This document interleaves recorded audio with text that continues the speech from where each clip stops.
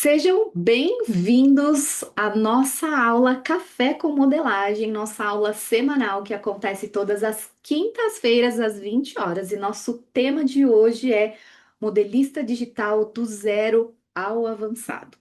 Você vai sair dessa aula hoje entendendo se a modelagem digital é para você ou não é para você, e se você já é uma modelista, você vai sair dessa aula entendendo quais são todos os passos que você tem que seguir para ter uma modelagem mais assertiva e para ser uma modelista mais produtiva, ter mais previsibilidade dos seus resultados. Essa é a nossa aula de número 23. Eu sou Viviane Lopes, modelista digital, há mais de 15 anos trabalhei no CLT, trabalho como freelancer hoje em dia, e o objetivo aqui do nosso espaço é desenvolver conversas sobre a modelagem digital e a modelagem industrial e tornar você uma modelista digital com mais técnica e confiança. Nossa aula hoje terá três pilares. Nós vamos falar como que a interpretação de um modelo pode ser mais simples, tanto para uma modelista iniciante que está começando do zero, como para uma modelista que já está no mercado, mas se sente insegura, sente que ainda não flui muito bem o processo da modelagem e da interpretação para ela. O segundo pilar que nós vamos falar é sobre o que faz de você uma modelista mais confiante. E o terceiro pilar é o segredo, né? Tanto para iniciante como para modelistas profissionais destravarem na modelagem digital. Será um encontro bem direto ao ponto, aonde eu vou trazer aqui as etapas desse processo. Para a gente começar, né, o nosso encontro, eu quero trazer um comentário, uma história, né? Uma situação do cotidiano das modelistas, que a gente, como que louco, né? Como que as modelistas ficam perdidas em meio ao processo. E uma das minhas constatações é que isso não é falta de conhecimento. Modelista é uma categoria. Nós somos, de um modo geral, pessoas que gostam muito de estudar, de aprender, de evoluir, de se atualizar. E todas nós, né, temos conosco essa consciência da necessidade de se manter atualizadas no mercado. E isso é tão intrínseco nosso, é tão natural, que eu vejo em todo mundo. Mas existe nessa história um lado que é o lado negativo, e eu trago hoje esse nosso tema justamente para ajustar esses parafusos. Quando o conhecimento se torna um volume de conhecimentos soltos, ele pode muito mais atrapalhar do que ajudar essa profissional no processo. E isso é uma constatação, né, que acaba acontecendo a partir do como que eu entendo que a minha modelagem está funcionando ou não está funcionando, se os meus conhecimentos estão organizados ou não estão organizados. É a partir do resultado final. Então, se lá no final você percebe que a entrega ainda é uma entrega que falta, se eu ainda preciso repilotar muitas vezes as minhas peças, se eu ainda tenho muita dificuldade para encontrar onde está o problema, se eu ainda tenho muita dificuldade para encontrar uma solução quando eu encontro o problema, né? Porque não basta encontrar o problema, a gente precisa encontrar o problema e depois encontrar uma solução. Este é o ponto onde o conhecimento, o excesso de conhecimento, não está atingindo o objetivo dele, né? Ele existe, mas ele não está contribuindo para um resultado satisfatório no final. Então, eu vejo esse cenário, né, com uma certa frequência. Lá no resultado final, a gente avaliar e ele não trazer a excelência necessária ou a excelência esperada, né, dentro da expectativa de nós modelistas e até mesmo da expectativa das marcas, das empresas, né, que está contratando essa profissional. Qual que é o problema, né, de tudo isso? O problema de tudo isso, em primeiro lugar, é todos os problemas relacionados ao próprio trabalho em si, que é o retrabalho, os gastos que são repetidos até que essa peça seja aprovada. Então, eu tenho custo com material, eu tenho custo com mão de obra, eu tenho impacto no meu cronograma, que impacta o cronograma da empresa e acaba, né, trazendo aí vamos dizer assim, que uma visão negativa em relação a esse trabalho que não está performando com excelência. E isso custa muito caro para o profissional, né? Qual é a consequência de tudo isso? A consequência, muitas vezes, é a perda do emprego, muitas vezes é você ter um salário baixo e não conseguir elevar o nível, né, da sua renda. Mas o mais impactante é que a cada nova peça que não entrega o resultado que era o resultado da expectativa, a confiança fica muito abalada. A autoestima nessas horas vai para o ralo, né?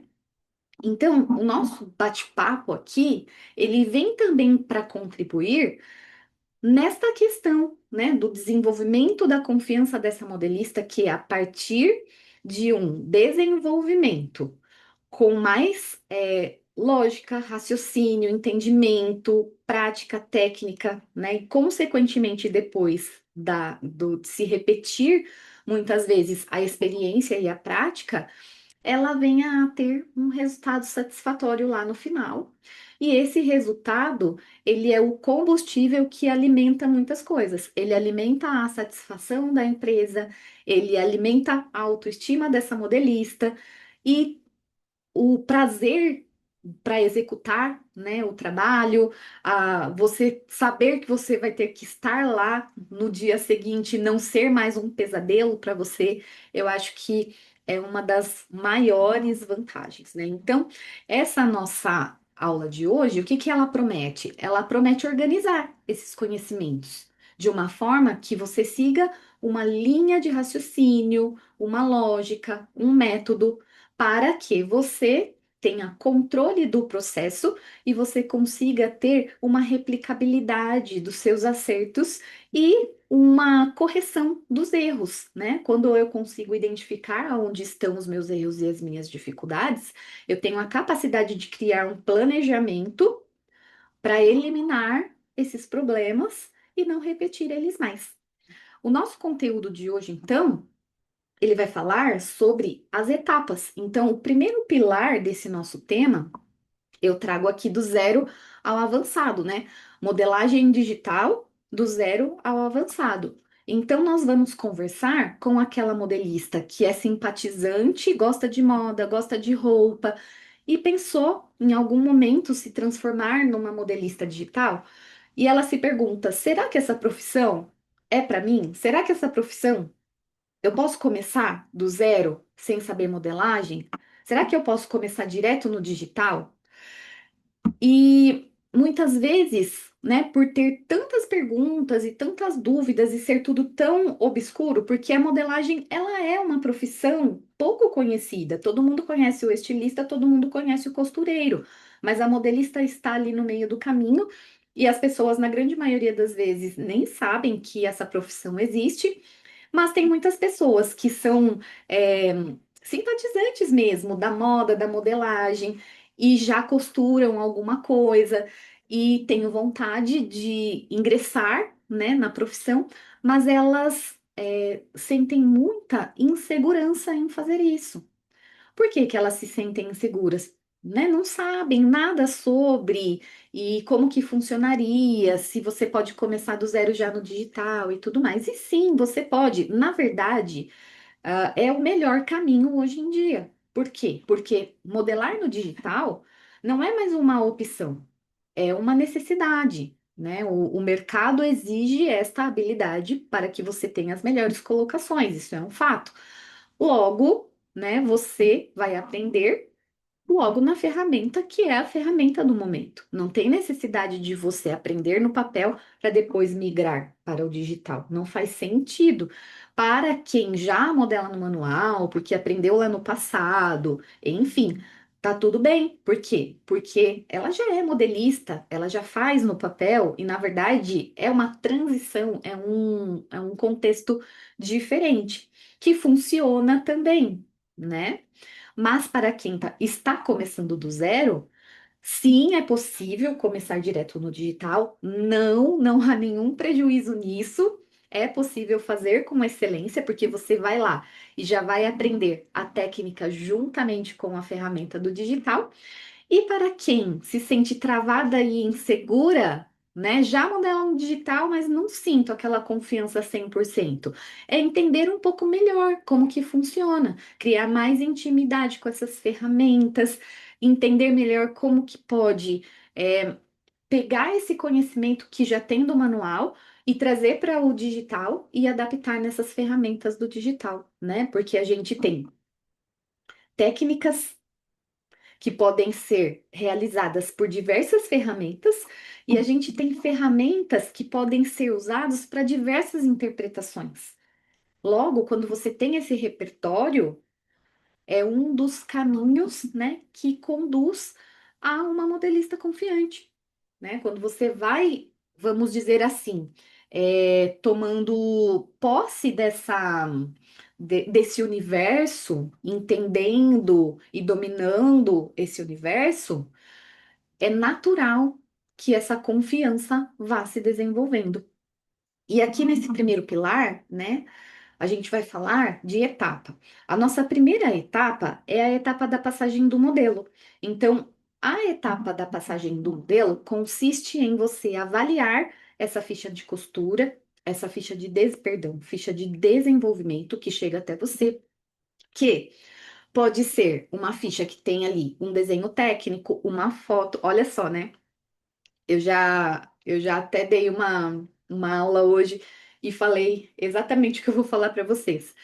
Qual modelista que nunca reclamou que teve que interpretar uma foto da internet, tal, tal, tal? E aí tem aquele ditado, né? Que quando a gente reclama, sempre dá para piorar.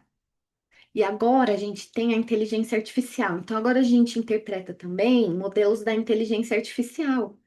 E aí os modelos da inteligência artificial às vezes os recortes saem de um lugar e vai para outro e você nem entende. Mas a modelista digital industrial que está capacitada para atuar no mercado de trabalho, não importa para ela como é que chegou este modelo, por pior que ele tenha chegado. A gente acaba desenvolvendo a habilidade de trabalhar, inclusive, com essas deficiências, entre aspas, né? E a passagem do modelo é um momento justamente para você alinhar todos esses detalhes. Para quem trabalha como freelancer, também. Por quê? Porque você vai entender como é que você vai, quantas, vamos lá, né? Voltando um pouco aí. Quando eu trabalho como freelancer, a minha tabela de preços, pelo menos, ela é cobrada por quantidade de partes. Se você não entende o modelo, o que que acaba acontecendo? Você precifica o seu trabalho de forma errada. Quando você começa a fazer, você descobre infinitos detalhes da peça e você vai perceber no meio do caminho que o quanto você cobrou é pouco para fazer o que a peça exige. Logo, então, olha a importância desse momento da passagem do modelo, de você entender direitinho como é que vai ser, se tem forro, se não tem, né? Os recortes, os detalhes, se tiver um aviamento, uma fivela que vai um cinto, qual é o tamanho, enfim, todos esses detalhes referentes ao modelo ali da peça. Ainda nessa etapa, nós temos a etapa de análise do nosso tecido e a análise do nosso modelo. Então, explicar todo esse rolê aí para vocês, eu vou compartilhar.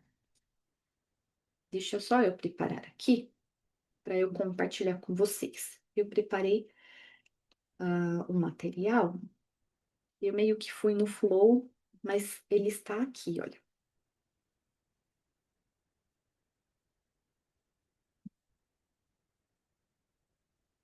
Então, aqui, modelista do zero ao avançado, o nosso primeiro pilar. Como fazer a interpretação de um modelo pode ser simples para quem está começando do zero e para quem está é, errando muito aí na peça final. Então, esse é o nosso primeiro pilar. Eu comecei explicando pela passagem do modelo. E aí a gente tem a análise do modelo em si e a análise da matéria-prima. A análise da matéria-prima é a análise do tecido. O tecido, ele tem muitas características, e este é o momento de você entender. Se é um tecido plano, se é uma malha, se tem elasticidade, se não tem, se é um tecido que tem reação, se a reação dele é uma reação da própria construção deste tecido ou se é uma reação de costura, porque existe diferença. Se eu tenho ali um tecido que tenha uma na ruga, por exemplo, né? Que tem aqueles formatos que você consegue esticar que parece uma sanfoninha. É um tecido que a gente sabe que ele tende a crescer. Um tecido plissado, se a gente. É uma reação do próprio tecido. Nós temos reação de fibras, por exemplo. As fibras, nós temos fibras que encolhem, fibras naturais tendem a encolher. Nós temos tecidos que, quando costurados juntos, têm reação. Alguns vão crescer ao costurar, é uma reação de costura. Vamos ter alguns exemplos, por exemplo, que quando for entretelado, pelo fato de entretelar, mesmo ele sendo um tecido que contém elastano na sua composição, ele, pelo entretelamento, vai ter uma reação diferente. Então, tudo isso precisa ser analisado juntamente com o modelo, né? E aí, no modelo, o que que eu vou analisar? É meio que natural, né? Eu bato o olho ali no meu modelo, eu vou identificar quais são as técnicas daquele modelo que eu já conheço. E quais são as técnicas que eu não conheço. E não tem problema nenhum você não conhecer. Porque é o que eu falo, quando a gente é contratada, nós somos entrevistadas pelo nicho e pelo tipo de peça que você faz, não pelo modelo. E depois que você é contratada, vai ter de tudo na sua mão. E você vai ter que dar conta. Ninguém vai perguntar se você sabe ou se você não sabe. E eventualmente vai aparecer alguma coisa que você não sabe. E tá tudo bem. O que você sabe, tá tudo certo, ok. O que você não sabe, você vai correr atrás, vai aprender, e assim a gente vai evoluindo e crescendo e tudo mais, e tá tudo certo. Esse primeiro momento contempla essa análise. Depois a gente vai para a etapa de preparação. A etapa de preparação é a etapa onde nós vamos buscar as medidas, tamanho de piloto e base de modelagem. A preparação é o que eu vou precisar preparar para ir para a etapa seguinte, que é a etapa da interpretação no modelo. Então, sem medidas, medida é tudo para modelista. Eu vou precisar das medidas. Quais medidas, né? Pode ser a medida da modelo de prova, pode ser a medida da tabela da marca. A gente usa como medida de apoio a tabela da ABNT. Se você estiver fazendo sob medida, as medidas da pessoa. A gente precisa da medida. O tamanho de piloto, no caso, quando a gente faz para a indústria, lá na indústria, a piloto vai ser um tamanho P, um tamanho M. Claro que se você estiver fazendo com a tabela da marca ou com a tabela da modelo de prova, né, já vai ser ali aquele tamanho, vai ser um P, um M e tal. Esse é o tamanho de piloto, né? Que a gente fala tamanho de piloto, é exatamente o tamanho da peça principal que a gente vai desenvolver para fazer os testes depois desse protótipo até ela ser aprovada e se transformar aí numa peça piloto, né? Porque a gente chama de protótipo enquanto ela está em desenvolvimento. E chamamos a peça aprovada de peça piloto. A base de modelagem é aonde, né, existe aí muita negligência no sentido de desenvolver a base de modelagem e parar no meio do caminho. Como assim, Viviane? É isso mesmo, né? As pessoas entendem que o desenvolvimento da base de modelagem para no momento em que ela finaliza o traçado do diagrama e retira ali as partes e você tem ali a base da modelagem. Mas o real desenvolvimento de uma base de modelagem passa por um processo de teste, de ajustes e de aprovação. E somente depois desse processo é que a nossa base de modelagem está de fato aprovada. Mas este processo é muito negligenciado. Só que saiba, se você quer ser mais assertiva, se você quer ter resultados mais corretos, com menos repilotagens lá no final, você precisa dar atenção a essa etapa do processo pela correria, pela falta de disponibilidade, por quem não entende do processo, achar que não é necessário, acaba se negligenciando e não fazendo. Mas, a partir de hoje, você sabe que é muito importante executar essa etapa. Então, executem. Aqui na base de modelagem, a gente tem duas coisas para pensar antes de começar a nossa interpretação. Uma coisa é o shape. O que é o shape? É a forma da minha modelagem. E aí, vou puxar um gancho de novo e vou levar vocês lá para a passagem do modelo, lá para a análise do tecido novamente. E para a análise do modelo novamente. Por quê? Porque shape é a forma da minha peça, está relacionado ao modelo. Folgas está relacionado ao meu tecido. E aqui é importante eu te falar que essa análise ela é feita juntamente com os dois elementos. Uma coisa depende da outra, o modelo e o tecido. Por quê? O meu shape, como eu disse, é o formato da minha peça. Por quê? A minha base de modelagem, ela é neutra. Ela é uma segunda pele do corpo da modelo de prova.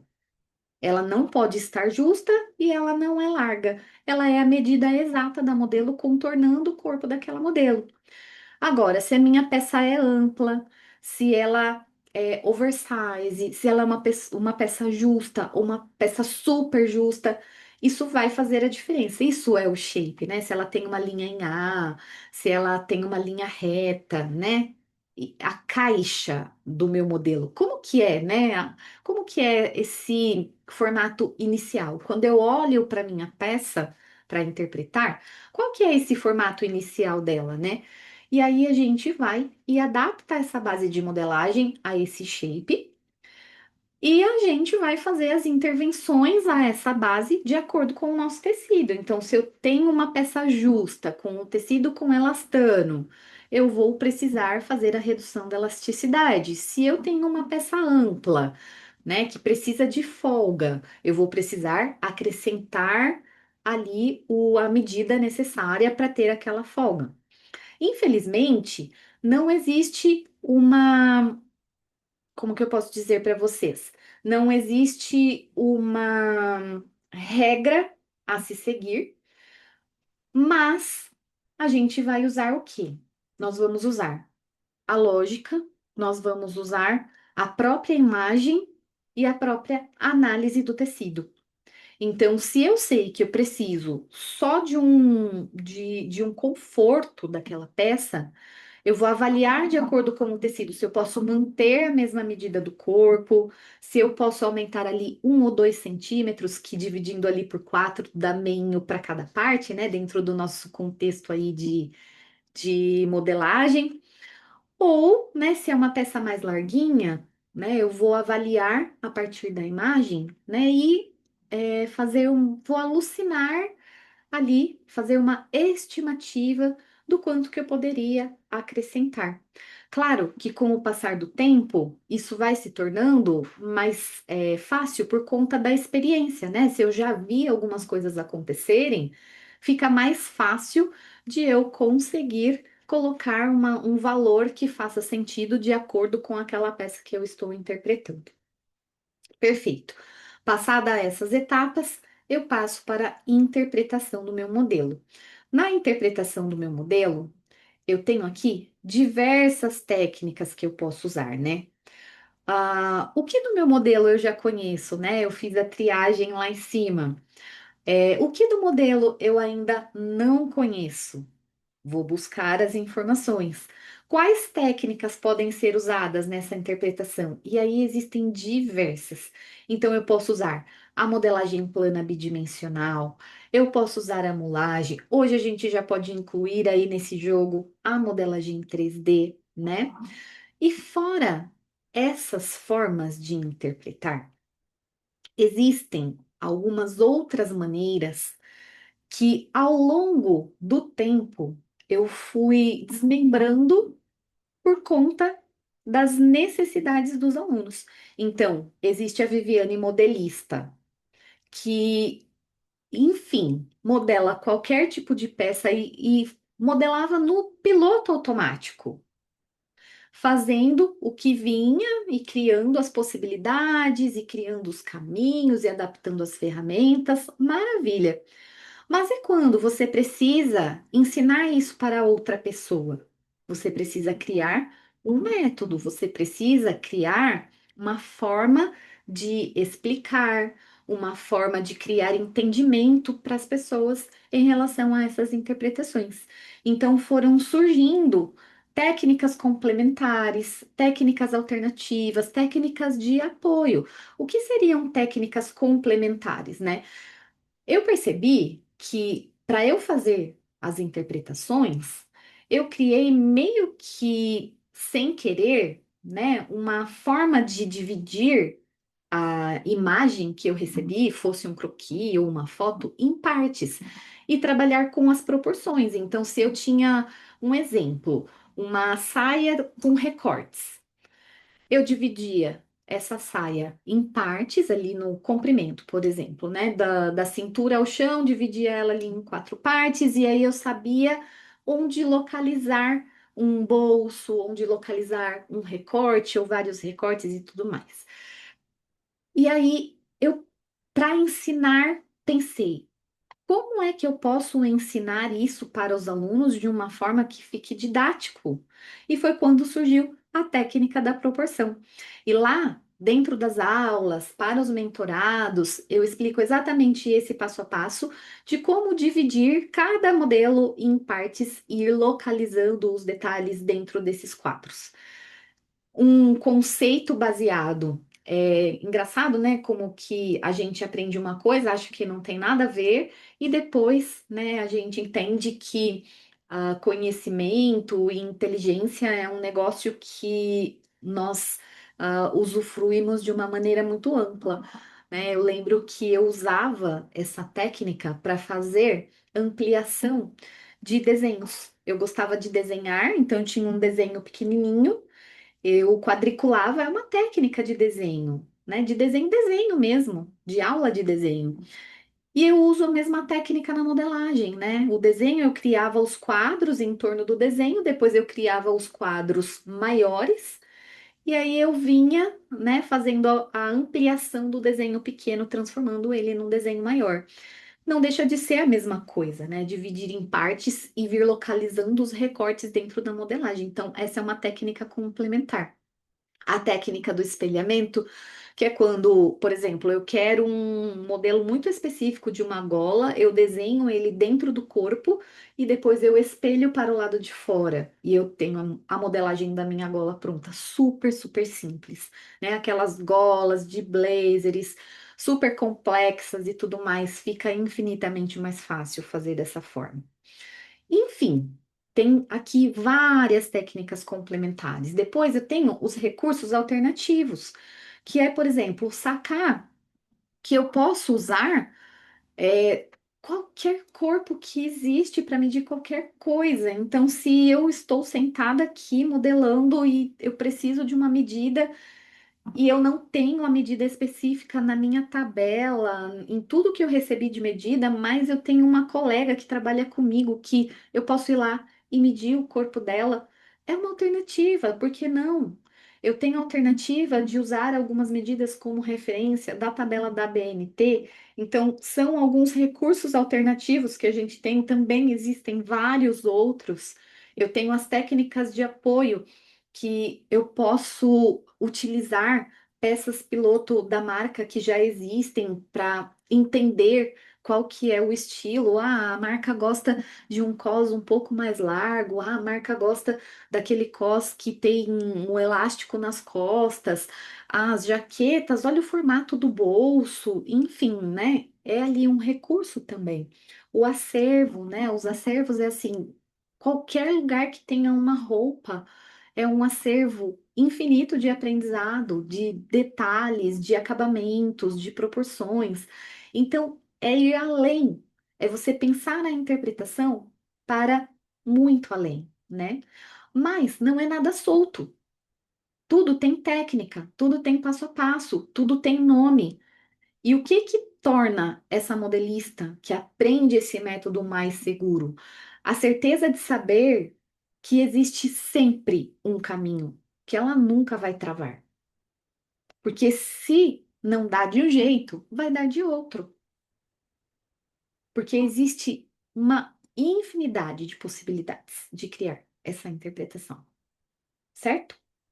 E aí, fizemos a nossa interpretação, a gente vai para a etapa da finalização desse molde.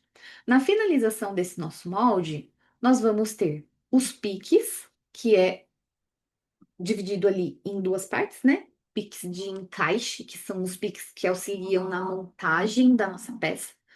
Parece bobagem, mas quando a gente coloca todos os piques direitinho na nossa peça, a peça piloto fica muito mais redondinha. Tudo encaixado perfeitamente, sem sobra, sem falta, sem. Sabe quando você costura, puxa aqui, estica lá, fica franzido num lado, esticado no outro? Não acontece. Então é muito importante o papel dos piques de montagem, assim como os piques de localização, localização de um bolso, localização de um aviamento, porque o costureiro vai lá e coloca no lugar certinho. Depois que você faz a colocação de todos os piques, e eu coloco ele primeiro porque às vezes a margem de costura pode atrapalhar você de colocar esses piques, então eu prefiro colocar ele antes.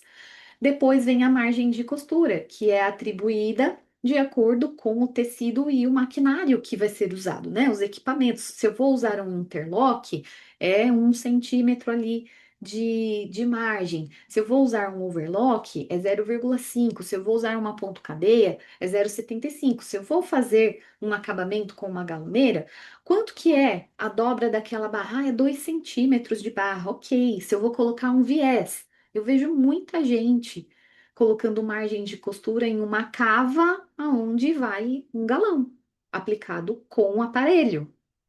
E, gente, não pode. Tem coisas que são opcionais, tem coisas que não são. Essa é uma das coisas que não são das opcionais. Se eu vou fazer um acabamento numa cava, num decote de uma malha, com o aparelho de galão ou de viés, eu não posso colocar margem de costura, porque senão o resultado final fica diferente do que eu planejei. Porque se eu planejei uma alça com uma certa largura e eu acrescento margem de costura e coloco um galão, ela fica mais larga, entende? Então, todos esses pequenos detalhes vão fazendo a diferença. E o final é o acabamento, a montagem da ficha de costura. Ah, só para complementar aqui, finalização dos moldes, vocês podem acrescentar aqui gabaritos e entretelas, né? Gabaritos e entretelas. E entretela eu sempre deixo no final. no sistema. Por quê? Eu faço o cos, eu coloco o pique, eu coloco a margem, faço todas as marcações, e aí a entretela eu tiro uma cópia, copio, colo e só renomeio. Então acaba sendo bem mais rápido. É por isso que eu deixo ela aqui no final. E o acompanhamento é a ficha de costura onde você vai anotar tudo o que você pensou para aquela peça, né? Ah, eu pensei em fazer um acabamento de revel, onde esse revel ele vai ter uma costura interna fininha. Ah, eu pensei em fazer o acabamento de galão na cava no decote.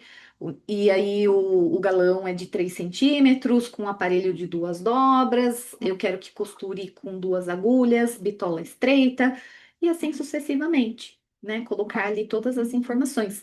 Outra informação importante também para ir dentro da ficha de costura são as medidas de aviamentos. Quanto que vai medir o elástico da cintura? Uma outra forma também é fazer gabarito. Eu, particularmente, faço os dois. Faço o gabarito e coloco na ficha.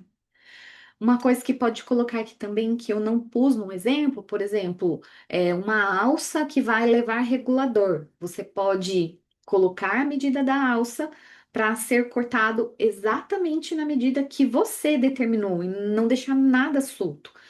Nada se resolve na máquina de costura. Na máquina de costura, a gente só costura.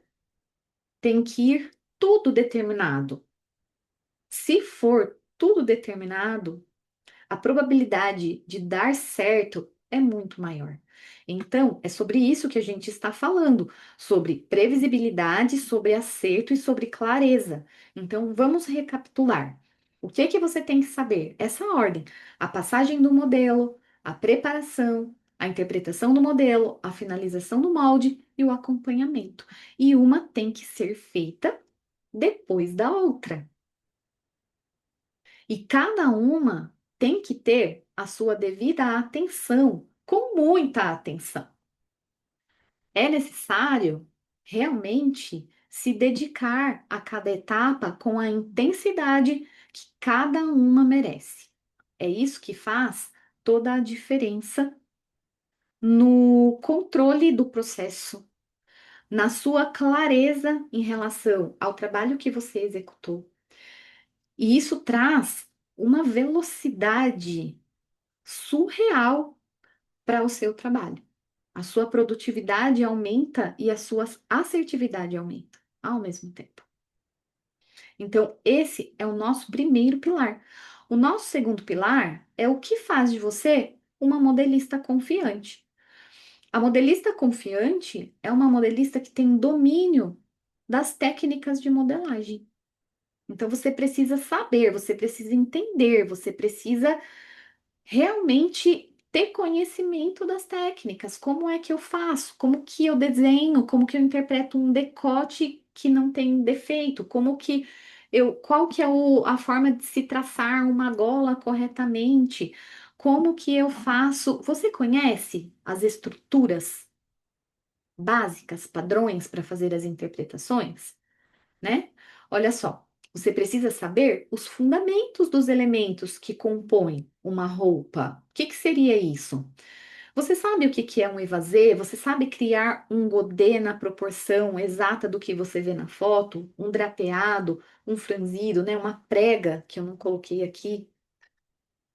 E aí, quando você vai aprendendo esses elementos eles podem ir numa calça, em uma saia, em um vestido, numa manga, num decote, sei lá, em qualquer lugar, na boca de um bolso, né? A gente pode fazer qualquer coisa em qualquer lugar quando a gente entende o fundamento, quando a gente entende o como tem que ser feito e o porquê que aquilo é feito daquela forma, né? Por que que eu estou colocando 50% de franzido na cabeça daquela manga naquele lugar onde eu quero que fique aquele franzido, né? Ah, eu estou colocando 50% porque eu já fiz o estudo ali, né, dos percentuais de franzidos e eu sei que esse valor é um valor que não fica nem muito e nem pouco. Vai funcionar para essa interpretação que eu estou fazendo.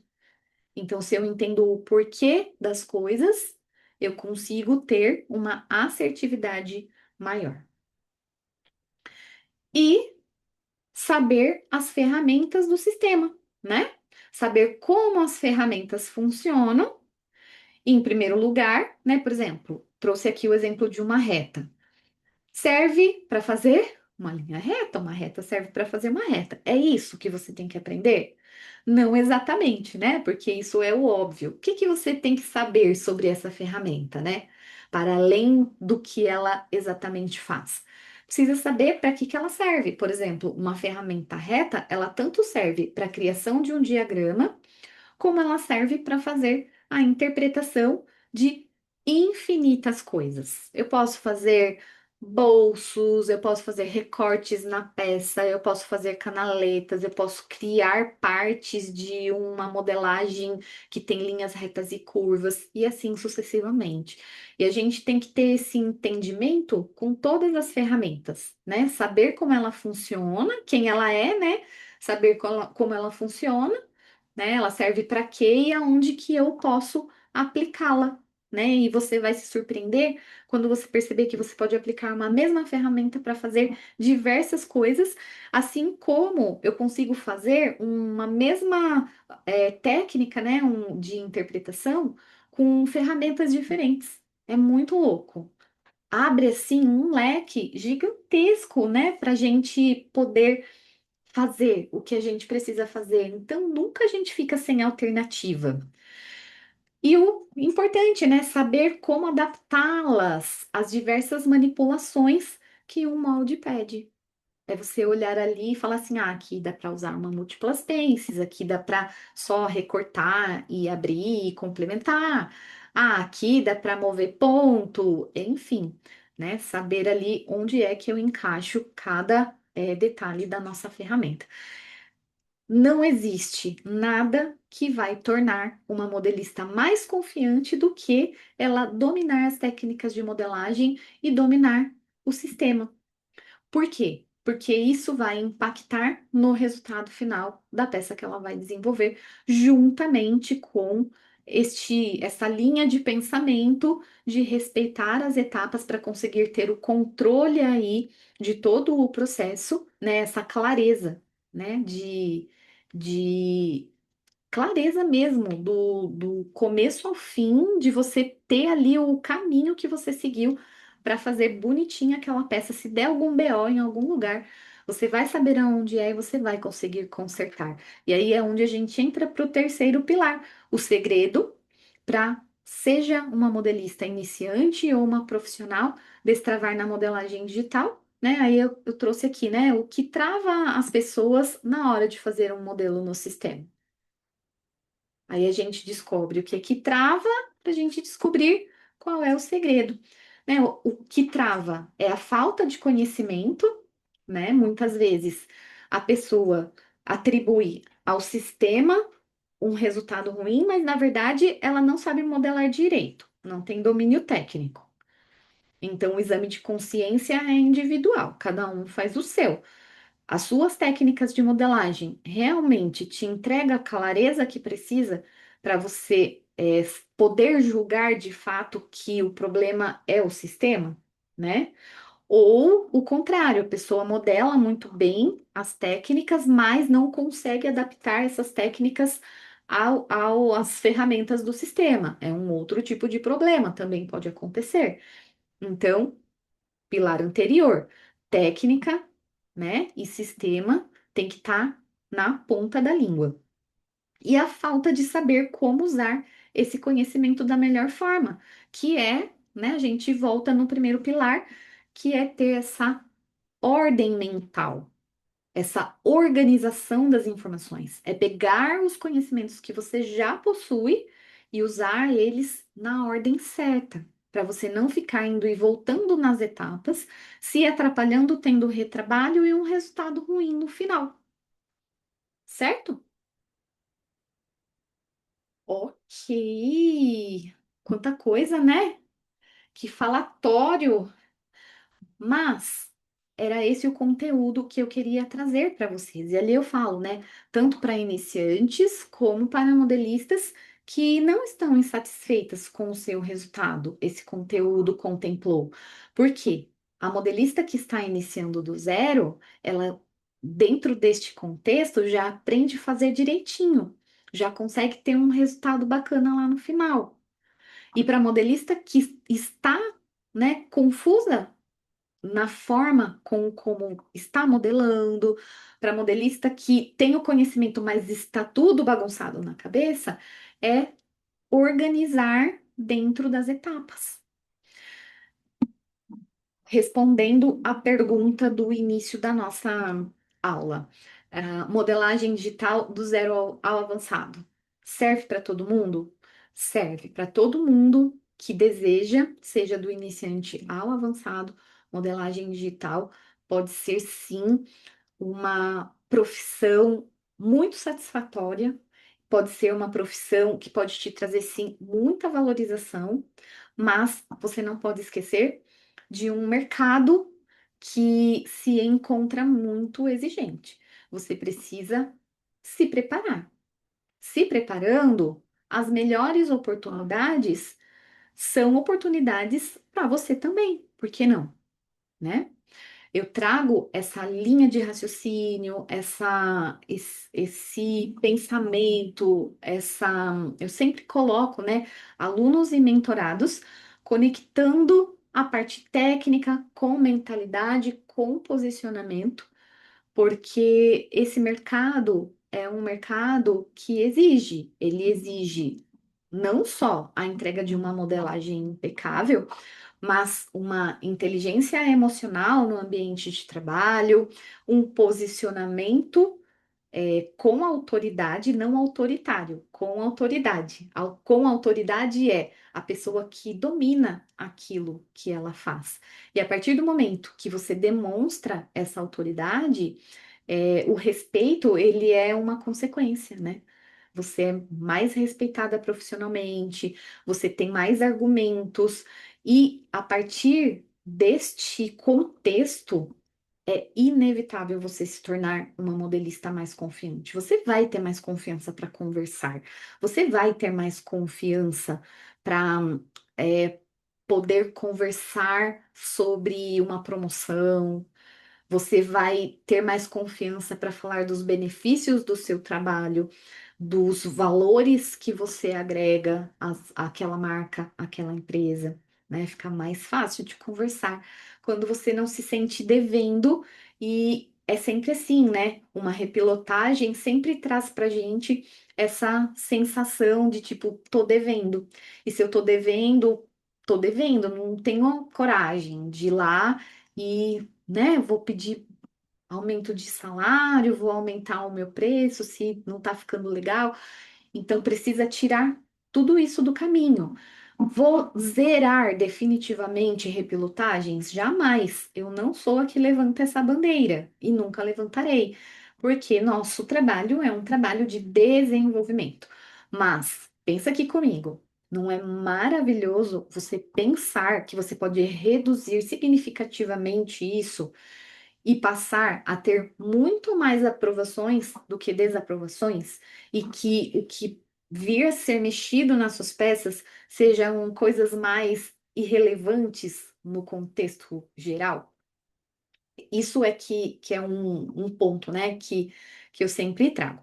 Então, essa nossa aula de hoje é a nossa aula do café com modelagem. O café com modelagem tem mais essa linha de bate-papo, né, igual eu fiz aqui, trazer uma coisa mais contextual, mais conceito, mais fundamento, e aí a gente vai intercalando com outras aulas que são mais práticas, como foi a anterior, que a gente teve passo a passo, teve modelagem, teve técnica. Então a gente segue aqui todas as quintas-feiras, às 20 horas, com os nossos conteúdos intercalando entre, né, os nossos quadros aqui, que a gente tem o Café com Modelagem, a gente tem o Estúdio MD, nós temos a estreia do Audaces, do Universo Audaces, que são só ferramentas do Audaces, e a gente vai intercalando entre eles.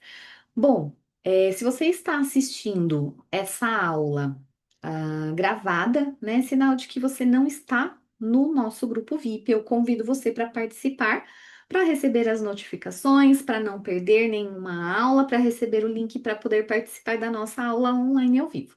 Para participar da aula online ao vivo, é só você fazer a sua inscrição no grupo VIP pelo link que está na bio, né, do meu Instagram.